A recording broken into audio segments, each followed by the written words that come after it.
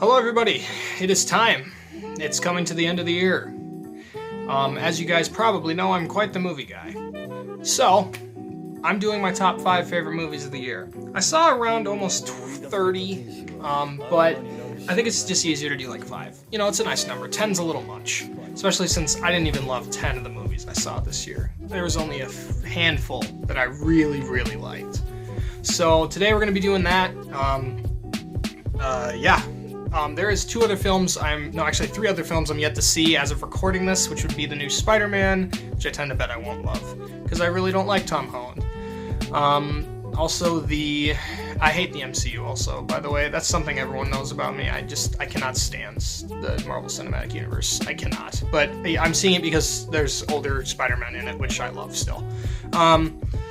So I'm yet to see that. Licorice Pizza is another one I haven't seen yet, and West Side Story, which I'll probably see tonight. But as of recording this, these are the ones that I love this year. I probably won't do like a revising of this or anything, because these are the ones that have stuck with me the most this year. So we're gonna start at number 5, which is the Demon Slayer movie Mugen Train.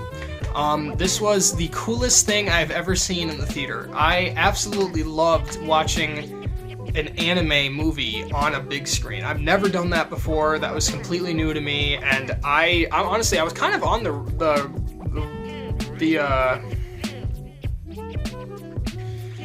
I was kind of like not sure how I felt about the show, honestly, because I mean season 1 was good, right? But it was still kind of like, I don't know, I don't know if this is something I love to death.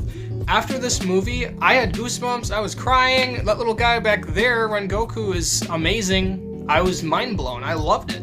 So yeah, really good film. 4.5 out of 5.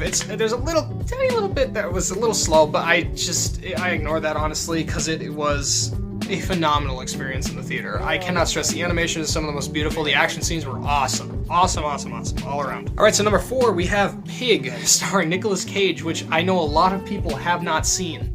It is the most depressing, most emotional movie I've ever seen. An actor like Nicolas Cage that everyone laughs about and makes jokes about. This guy can act. He just has to be put with the right directors in the right setting. And when that happens, it's magic. This film is magic. It's so good, and it's so small scale, so personal, and it's a story about grief, and it's just so well executed, and I just loved it. Honestly, it's perfect. It's a perfect movie, if you ask me. I absolutely, positively love this film. So I highly recommend checking that out if you haven't. As I said, I don't know anyone who's seen it. I'm like the only person in my entirety of friend group and anybody online even that I know. No one's seen it. It is really, really good. It is a very slow-moving film, but as long as you can accept that and just sit and just acknowledge everything that's going on, it is really, really good. At number 3, we have The Suicide Squad from James Gunn. This was what the first Suicide Squad should have been, which was fun, but also hyper-violent, and holy moly, this thing was bloody, and I loved every second of it, though. It's just absolutely the most just fun experience I've had watching a movie in a while as well. It's kind of similar to seeing the Demon Slayer film, where it was just kind of this goosebumps, like, whoa, this is so cool, it's just a blast. It was an absolute blast. The editing was super fun, and it's very much James Gunn's film. He has his fingerprints all around it. You can tell that Warner Brothers just let him do that, and I feel like that's something Warner Brothers is doing a lot, as of now at least. With the new Batman film coming out, it looks like that's all just Matt Reeves. There's a lot of things that obviously big studios mess up a lot, but this was something I think they did excellently, and I'm glad that they let him do whatever he wanted, because it was great. There's all these underrated tiny characters that no one's ever heard of that get origins and are actually fleshed out. That's awesome. DC needed that. DC needs more movies like The Suicide Squad, and this was exactly what they needed. It was a step in the right direction, undoubtedly. Alright, at number 2, we have Minari. Now, some people said technically it came out in 2020. I did not get to see this where I live until 2021 and around February. So in my defense, I consider it a movie of this year. And Minari is like a sweet dream. It's the easiest way to put it. It is very much melodic. It is very it's just beautiful. It's the easier way to put it too, but I feel like that's simplistic. It's very thoughtful, and it's very unique, is out of all things, but it's really just a good story about you know, what it's like to be a family that's middle class or even lower, and how people struggle and how people kind of fall apart, but how strong you can get through those things when you kind of come together as a family. You know what I mean? It was very sweet. It's a very sweet film, and I would be lying if I didn't get a little broken up by it, but I did not cry. I got close, but I didn't. I promise. But if I rewatch it, I might. I don't know. So yeah, it's a great film also to rewatch as well, because you kind of see little things more and more the more that you do watch it. So yeah, highly recommend checking this one out. Also, I didn't know a whole lot of people who saw this one either. It is halfway kind of foreign speaking. It's not fully in subtitles, but it mostly is. But if you can get past that, you're gonna have a great time with this. All right, we're now at number 1. I already did make a video about this, but Dune. Denis Villeneuve, the director of this new Dune film, he made the last Blade Runner film, and he made some also excellent indie films like Insandi and Prisoners. Both of the darkest films I've ever seen, and probably not the after watching them, I wouldn't say that they're the darkest ever, but they're up there for sure. And with Dune, there's definitely a lot more of a darker edge. I didn't know anything about Dune whatsoever, never read the book. I did buy the book after watching it. I'm going to be reading it at some point. I'm a very busy man. But this thing was an experience. I know I'm saying that about everything, but this was something else. This was like watching Lord of the Rings for the first time. I am obsessed with Lord of the Rings. I love that series. The longer they are, the better. I never ever watch the theatrical. I always watch the extended edition because I just love the world. And I love just being immersed in it. And this is the same circumstance.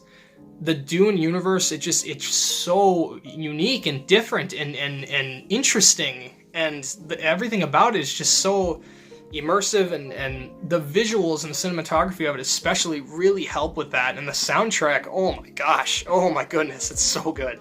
So yeah, there's barely really not even that much action. It's just such it just sucks you in, and I don't know how to express that. I don't know, but the first time I saw it, I was like, oh gosh, this cast is full of people I do not like.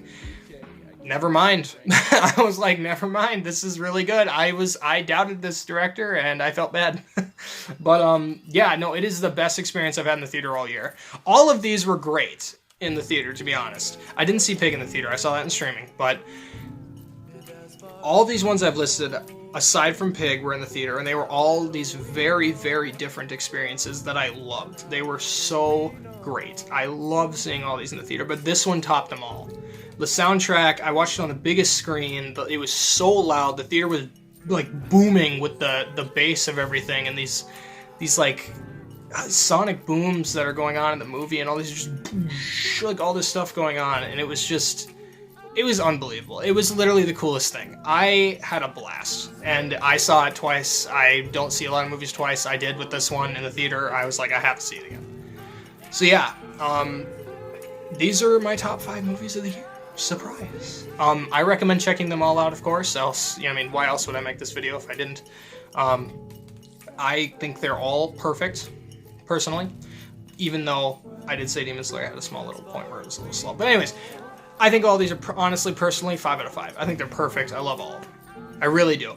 But yeah, definitely check out Dune, definitely check out Pig, definitely check out Minari, and definitely check out the Demon Slayer film. They are all excellent movies. It has been a fun year for movies. I'm glad that it wasn't 2020 all over again, where there was nothing coming out, and we were all bored out of our minds. The only film I saw that year was The Invisible Man and, Tenet, and they were both okay. Tenet was pretty good, actually, but, there was literally nothing last year. There was nothing, and I'm so glad that stopped this year, for sure. So, yeah, but if you'll excuse me, I'm going to, see the new Spider-Man that is highly overhyped, and I'm sure probably won't even be as good as people are hyping it up to be. But I'm going to try not to be negative. So, thank you guys for an awesome year. Thank you to everyone who subscribed. I'm going to be saying this in all my end of the year videos. I have 2 more that are going to be up. So, look out for those. Thank you for everything. It has been the craziest year of my entire life, and that's not me over-exaggerating. That's the honest truth. This is the craziest year I've ever had. Ever. It's insane. My life has been turned upside down because of this channel. And in a good way. So, thank you. I love all of you. I know everyone says that, but honestly, leave a comment. Just be like, hey, I'm here. I watched this. I don't even care. I'll say hi. Like, I watch my thing. I watch my comment section like a hawk. I do. I mean, unless you're going to be negative, then I'm just not going to talk to you. But yeah,